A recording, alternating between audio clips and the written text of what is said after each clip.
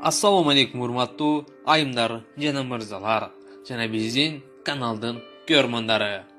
Сиздер үчүн кезектеги логикалык суроолордун топтомун сунуш кылабыз.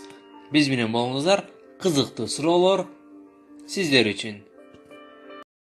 Сүрөттөн 4 ширеңкени көрүп турасыздар. Алардын бирөөсүн жылдыруу менен квадратты пайда кылыңыз. Эгер кааласаңыз, ширеңкени колуңузга алып, практикалык түрдө да ишке ашырып көрүңүз.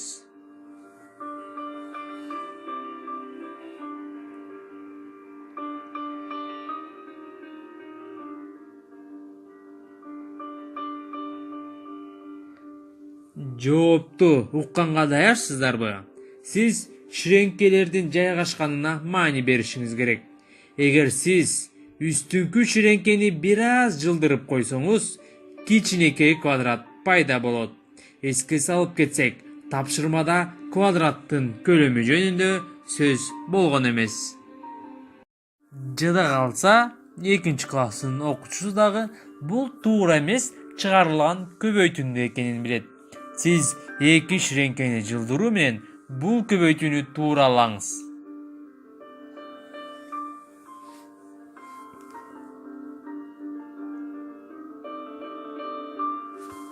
Биринчи турган 4-тү 5ке айлантуу керек. Ал үчүн төмөнкүдөгү кадамдарга барыңыз. Натыйжада 5 + 9 45ке барабар болот. Сүрөттө стакандар ылдый карап турат, бирок муз столдун үстүндө. Логикаңызды иштетип, 4 ширеңкени жылдыруу менен стакандарды өйдө карап турган абалга алып келиңиздер. Бирок музду ордунан жылдырууга болбойт.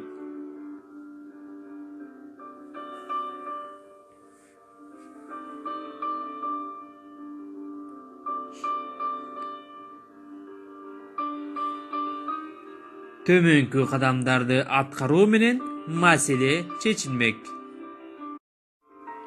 Көңүл бурганыңыздар үчүн баарыңыздарга рахмат. Биздин каналга кошулуңуздар жана ой пикир калтырыңыздар. Кызыктын бардыгы алдыда биз менен болуңуздар.